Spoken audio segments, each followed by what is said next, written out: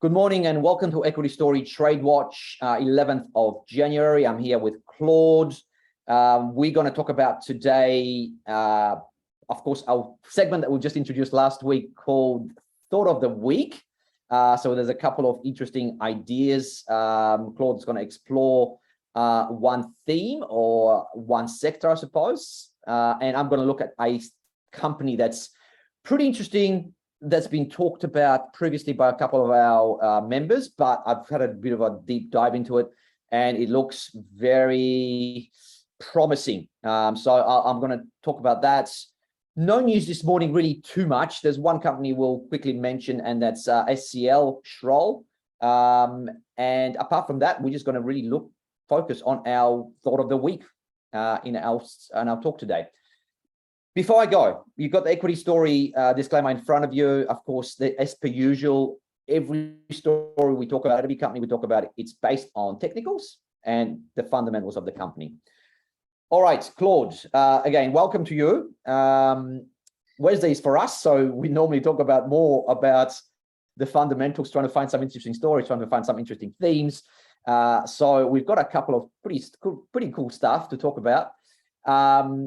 Before I go on and let you talk about the story of Schroll first, just last night we've had not a bad bounce on the Nasdaq and the Dow, but tomorrow we've got the very, very important news, and that is the inflation news out of the US. So that could, give us one way or the other potential the market could go up. So just be wary with today's movements and maybe not jump too hard at anything. But yeah, we've got a pretty big news tomorrow happening. So I'm going to jump into the chart straight away, and I'm going to let you talk with Schroll first of all, because that's the announcement we've only found today that's of interest. Everything was pretty lackluster. I actually had one other one, Peter, that I'm gonna surprise you with as well, that I forgot to mention prior to the show. But it's a similar story. Like, as you know, I keep an eye on the microcaps. So Schroll SCL is sort of a company that does software, human relations software, that's really actually about doing training and compliance checks for the hiring of teachers in schools. And so they particularly made headway in the international school business, where you'll often be getting, teachers from other countries and stuff like that. So it's basically, a platform for them to for international schools to advertise to find teachers that have been pre-vetted in all the ways you need to vet teachers. So overall, as you can see there, I'm glad you got that up. The 2 years shows, it's really gone down slowly and not achieved much. Mate, I have quite a few reservations about this company. It's definitely what you would call a sub-scale software company. So from a fundamental perspective, way too early for me to be getting interested. However, the point when I do start getting interested in a company is often when it starts to get to that sustainable break-even level. And these guys aren't there yet, not at all. And they've been very slow. And I would say that I don't have that much respect for management on this one. But at the same time, they did do a trading update today, which I think is mildly positive. They're talking about the trading update doesn't give you any key information about the cash flow break-even or anything like that. But what it does say is that they're basically got total invoice sales for FY 2022. They report on a calendar year, is up 37%. So that's good. And on top of that, each of their sort of products within that both got good, strong growth. So I think that deserves to bump it up my watch list a little bit. But of course, in the last quarterly, it clearly shows at no stage have these guys really gotten that close to becoming sustainably funding. And so I think even though it's heading in the right direction, we might have to wait a little bit longer, just because their actual total revenue is still very low, under 7 million. And so, we need to see that maybe up to 10 million before they start making a profit. So a little way to go. It has a $14 billion market cap. So it's interesting, because if you get these things at the right time, when they've actually switched over to break even and they're now sustainable and won't need to raise more capital, but they're still completely under the radar, tiny little companies, that's when you can get a really good deal. So I reckon it's one to watch, but still a bit too early. All right, I agree with that. I think it's definitely watch list. Charts just saying no for the moment. So of course we'll probably be early. I think that's what the technicals suggest. But yeah, we'll keep an eye out and see what they come up with in February and follow the next few quarters. And the second one I wanted to surprise you with was, and sorry about that, Ambertech, AMO. Okay. And now this one's a completely different story. So this is actually a profitable company that I have owned in the past. And it's exactly what I told you about many times about how I look for these little situations where a distribution company is gaining scale. So when I got involved with Ambertech a couple of years ago, it had just done an acquisition, which was giving it extra scale. I took a gamble that, the acquisition would improve the economics of the business a little bit. It did. And we've seen the share price rise to around 30 cents, where it stands at the moment. And based on historical earnings, it's very cheap. It has a high dividend yield of 9.5% fully franked. So the growth up is even higher than that. The top of my head, what's that going to be? That's going to be about 13%, 13.5%. And so huge dividend yield based on the trailing stuff. What you got to remember though is this is a small company doing audio visual distribution mostly, some other things like I think some guitars and stuff like that. So home theaters, that kind of thing. This is going to get hit, in my opinion, by any kind of downturn in spending because you're less likely to have all of these new buildings with like snazzy new audio systems, which is really where they make their money. Like, for example, they did the fit out for Ausbiz. When Ausbiz was setting up their studio, that's big money for them. They've worked with ABC when ABC was redoing a studio. These things don't necessarily come every year. You cannot rely on the sustainability of earnings in this company, and which is why it's so cheap.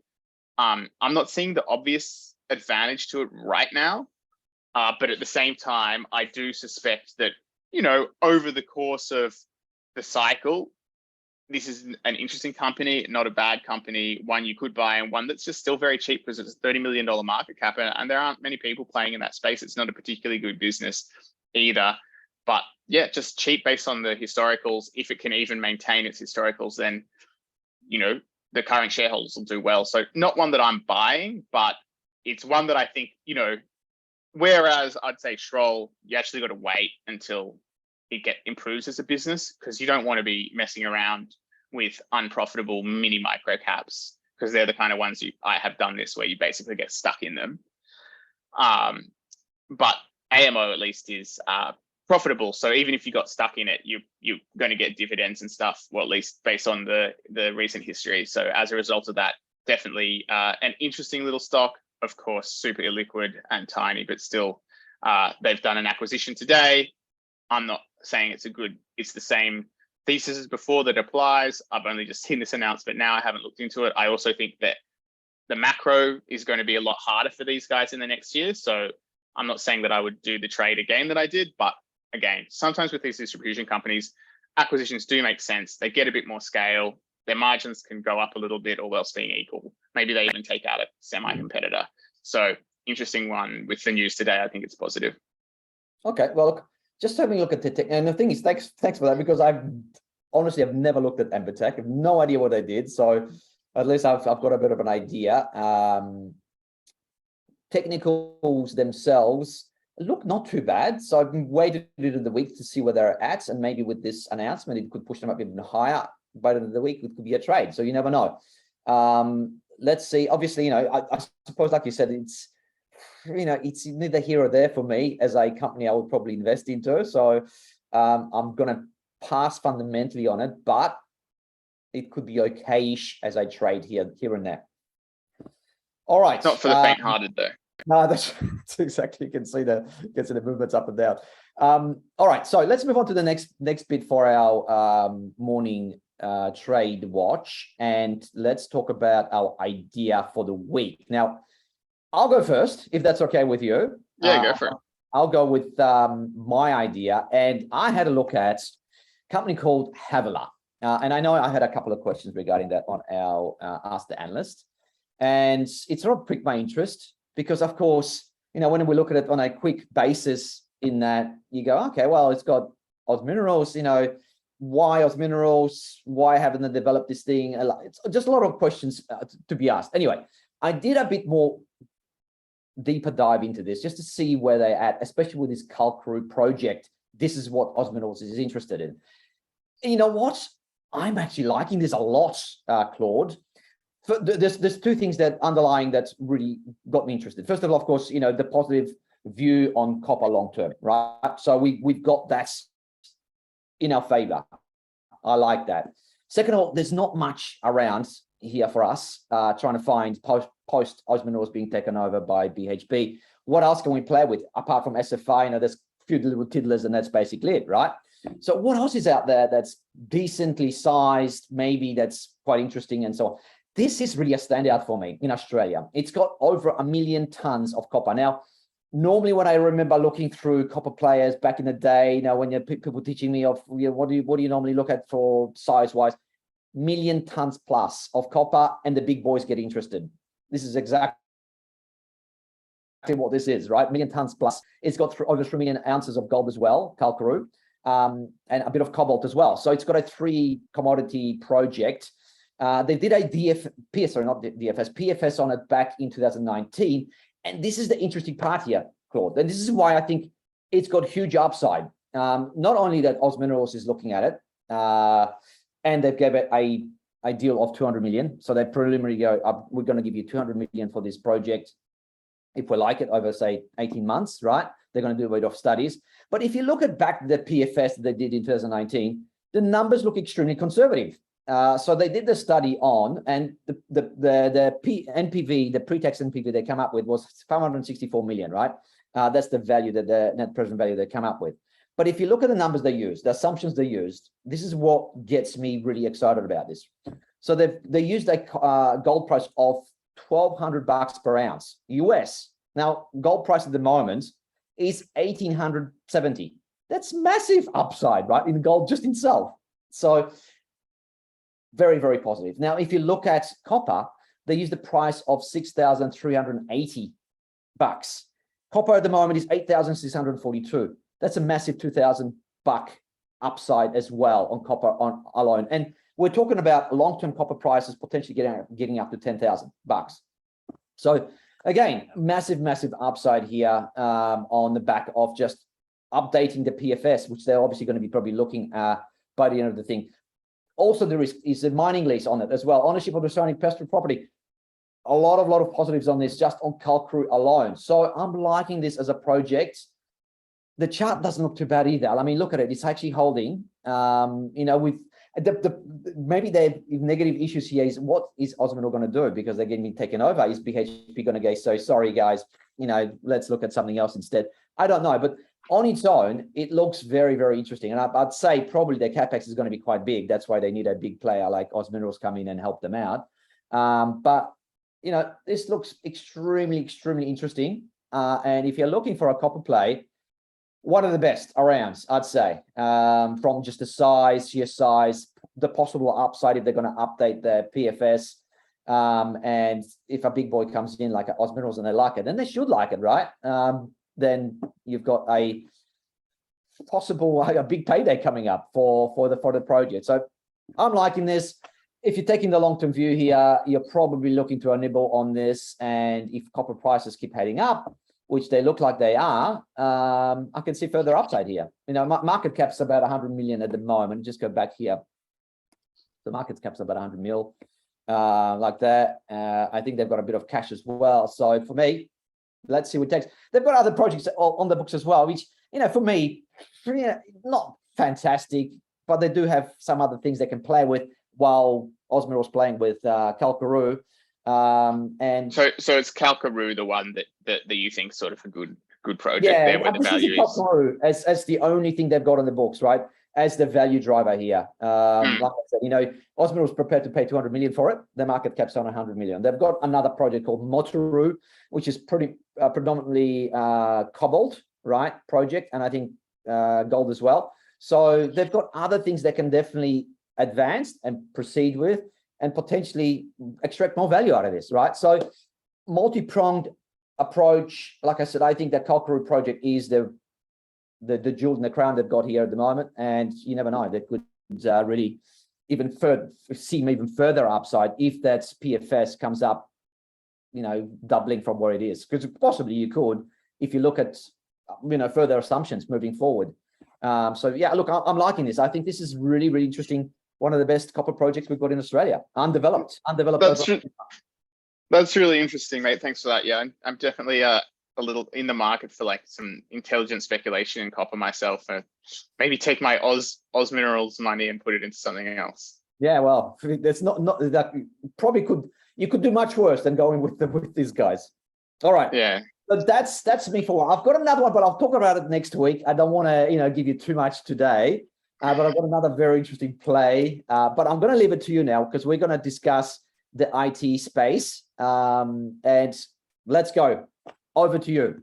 All right, cool. Well, thanks. Yeah, so I thought the thought of the day, or the idea for this week rather, I've been looking at IT consulting stocks. Now, these are not the best quality businesses because, it's mostly not recurring revenue, not officially a recurring revenue, but it has some recurring nature, like, they have ongoing engagements with their clients, generally speaking, because, you'll have IT consultants that might set you up with, cloud or, Office 365. These are the guys that go and implement that for people. And companies do want to, or government departments, they do want to have ongoing involvement with the people who set it up for them if something goes wrong or they need something changed or they need help in some way. So they do have ongoing engagements. Now, each IT company generally has like different areas of specialty.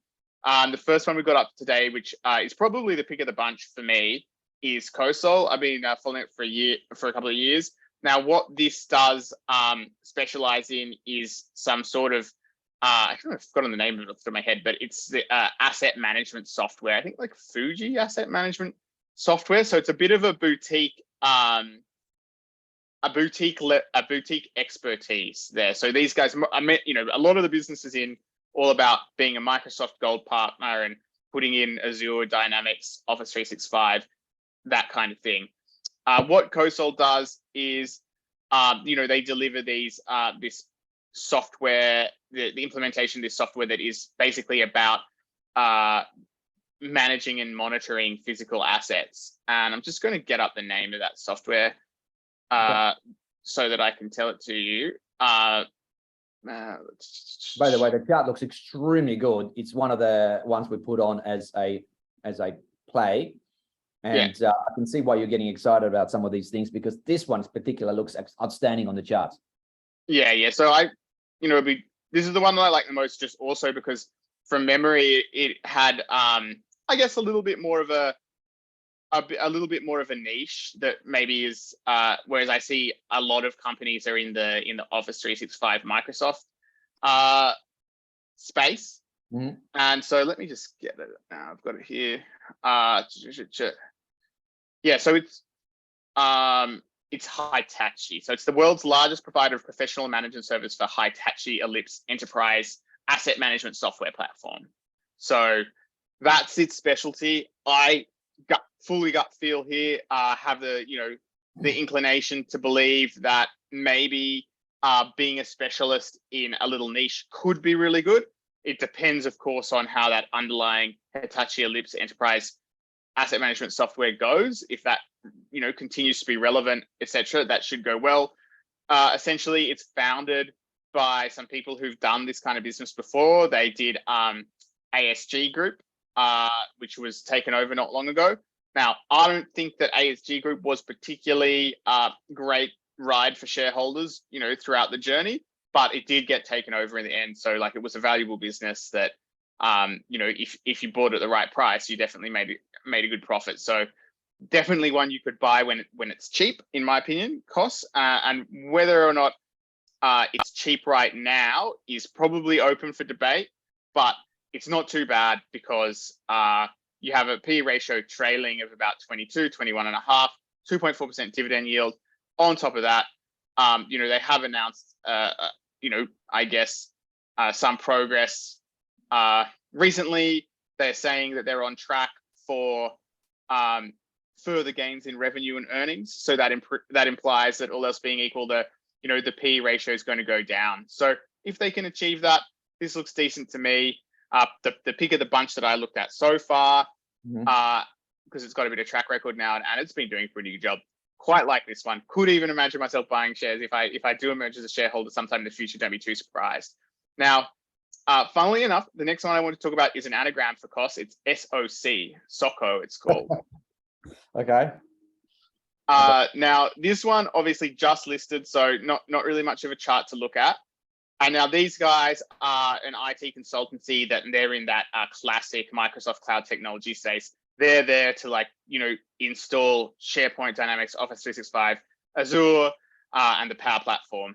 They basically do billable work performed by their consultants. So again, this is common across the whole industry that I've been looking at.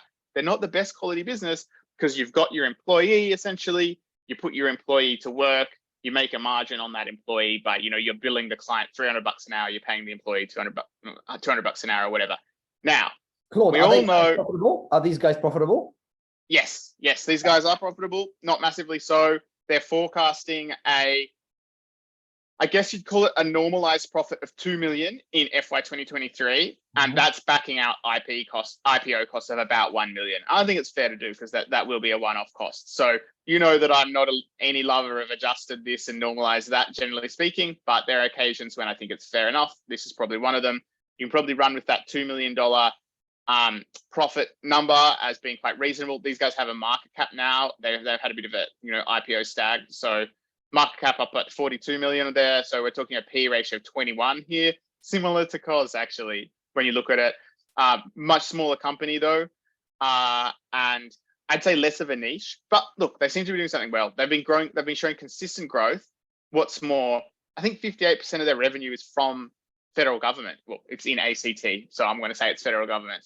And look, I need to do some more research. Obviously, I live here in Canberra. I have tons of people who work in public service, including in IT procurement. I want to talk about and hear, like, if these guys have any kind of reputation to talk about, and if they're considered good, and if they are, you know, if government likes working with them, then that could be a good thing, because, you know, you have like providers like the next stock I want to talk about, Data3, who are massively dominant in government. And it wouldn't surprise me if government sort of wants to have multiple IT consultancies, not just Data3. Now, Data3 is the king of the sector for sure. I do own shares in this one. I've covered it for many years. It has changed the nature of its business a fair bit. So, you know, 10 years ago, it was like more just a distributor. So and it still does, but it's a bit different from SOCO, for example, because SOCO is really just the IT consultancy. Whereas these guys, Data3, they'll sell you the thing as well. So they're like, if you need a computer, they'll, you know, sell you the physical computer. So as a result of that, more capital intensive, lower margin overall, because they've got this other side of the business, which on the one hand is not necessarily as high margin as the consulting stuff. But on the other hand, it does allow them to be the big dogs who can offer everything to someone that might need it. So that obviously get tons of government work, Data3. They're growing constantly into, you know, something like cybersecurity, because they're more like a we'll offer everything, we'll do everything thing. You know, they're straight in there with the cybersecurity like solutions and stuff like that as well, making money as people are thinking, oh, what are we doing about this? What do we need to do more? And I think, you know, the long-term chart is also instructive on this one, because it is a long-term stayer on the Australian ASX business scene there. And yeah, look, I own it.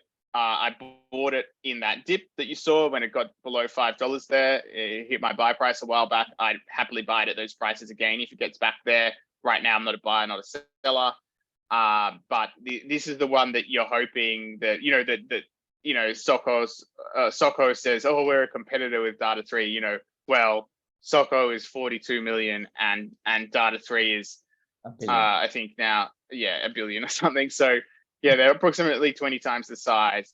And look, I think that shows that without really making too much of a dent in Data3, like SOCO can just gain market share more easily than Data3. Data3 is probably more limited to growing at the speed of the industry as it's so large, whereas SOCO can grow faster than that. So if you want the speculative idea that I have a feeling could end up getting a bit hyped up over the next 1 year or so, I think SOCO is the way to go. Tempted in it myself. Don't be surprised if any of the three stocks we just talked about I'd buy more shares in them in the next year. I think that they're reasonable businesses. They're not bad businesses because they have quite high margins, and they also have long-term demand tailwinds as we computerize and digitalize everything. Another factor, which I'd love to get your second opinion on, is that we have had over the last couple of years well publicized the fact that you have real trouble getting talent for these IT consulting firms and also software coders and that kind of thing. So, but it's also like it's everywhere in that IT stack has seen a talent squeeze. I've got friends that are essentially, they're the people that are negotiating the contracts and trying to, basically work in this kind of business, not necessarily as coders, but just as project managers and that kind of thing. They get recruiters offering them jobs all the time. They might be in their organization quite happy getting 150K a year, 120K a year. They're getting jobs from these IT consultancy kind of companies. They'll be like, hey, we'll bring you on as a consultant. You'll be earning 200K a year. And of course, they'll be charging the client, at least 220K a year or maybe more. You see, of course, in an ideal scenario for these IT consultancies, now you have a bit of a loosening of the jobs market in this area. It might be, job offer might go down to, it's only 100. It basically margins could improve. It's only 180K you're going to get now, but we're still going to charge the client 220, 230 or more. And so in that case, it'll be good for these kind of companies because basically their margins will go up. On the flip side, where you really want to run scared is if actual demand is going down. Because if demand goes down, they've got a big problem because they're still paying that consultant 180K per year. If they don't have the work to give that consultant and build them out at 220, 250K per year, they're just losing money on it. So that's why these kind of businesses should never really trade at 40 times earnings or something like that, because they're not always going to grow. Like if there's a demand drop, their profits can get smashed if they haven't done everything well in preparation. So that's is it in a similar vein than all the contractors, like the mining contractors as well, where you've priced yourself for a certain contract, but you can caught yourself out by not doing your numbers properly, correct? Yeah, so it's not quite that risky because generally it's an hour, like you'll be billing your guys out at an hourly rate, right? So you'll be like, we're going to set you up with Office 365. You're going to the IT consultancy is then going to go to a distributor. They're going to get the 365. They're going to install it all. There will be an ongoing fee for that Office 365 on which they'll probably charge a small margin, but it won't be that large.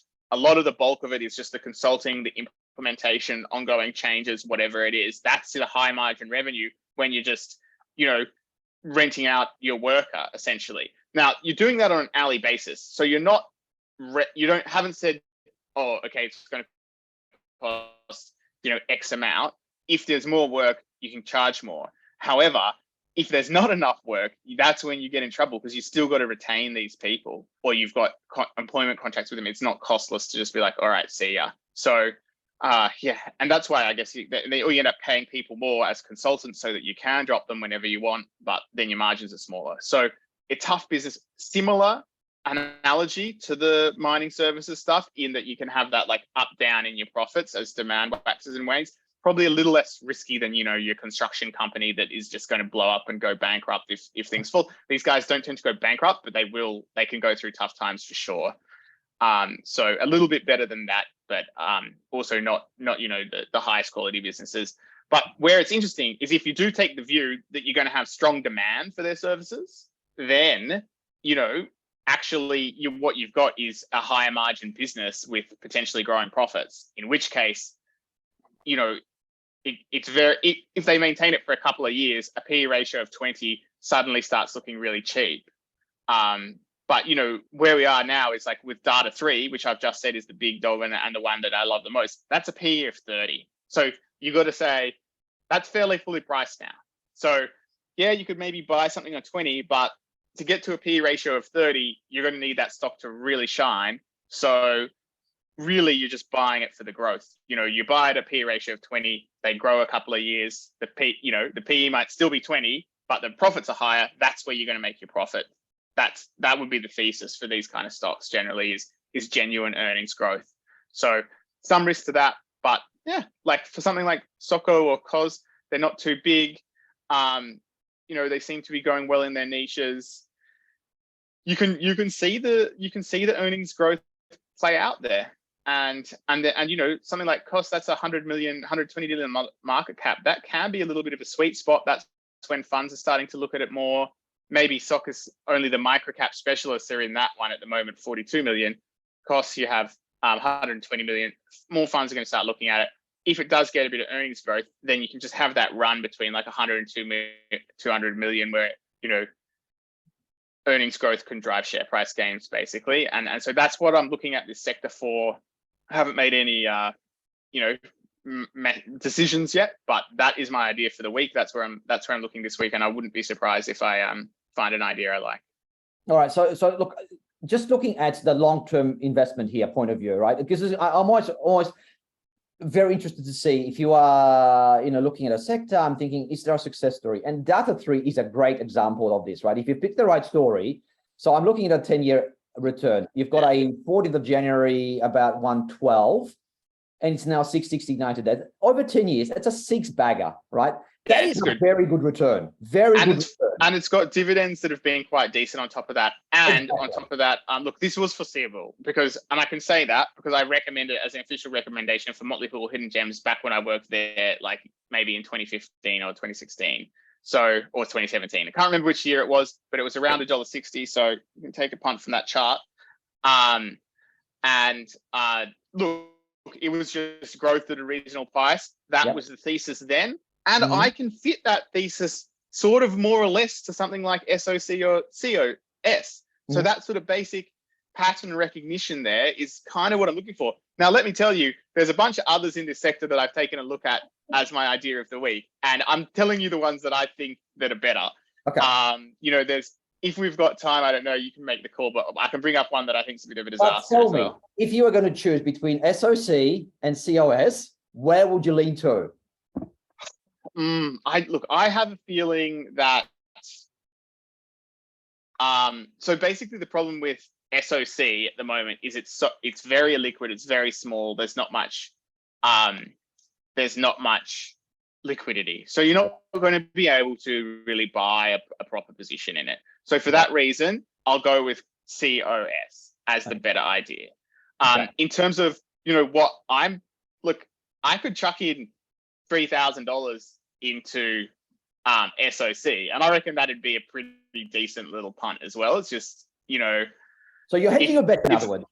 Well, look, I'm just saying, I'm thinking for most people watching, chucking in $3,000 into SOC is probably less of a compelling idea than something like COS, where you could build a 10K position and probably get out of it. Like, you can go and buy easily 10K, more than 10K for, a fraction higher than the current share price in COS. But if you even want to buy 10K in SOC, then you're going to be, pushing it up, noticeably. I love the idea. I love the idea, Claude, because already, we obviously have seen the returns on Data3, right? So this space can be lucrative if you pick the right story, find the right story with the right management, and you take the long-term view, right? We know there could be ups and downs in these, but generally speaking, it's a six-bagger over 10 years, Data3. Now, if you look at Cosol, they've only been around for, 2 years odd? I've already come back with a doubler pretty much, right? So it's a two-bagger from here. So if you take that, again, long-term view here with a Cosol or even a COC, right? Because obviously it's in the early days, you could still see a similar type pattern if they play their cards right, if they can acquire well, if they can run the company well, and you could see that sort of similar type returns maybe out of it. You just never know, but I like the idea. I think it's very, very, very good. So thank you for that. And yeah, look at it. It's great chart, by the way, on COS. So if you're thinking about it, definitely nothing wrong with it. Just have a stop and yeah, take it from there. All right.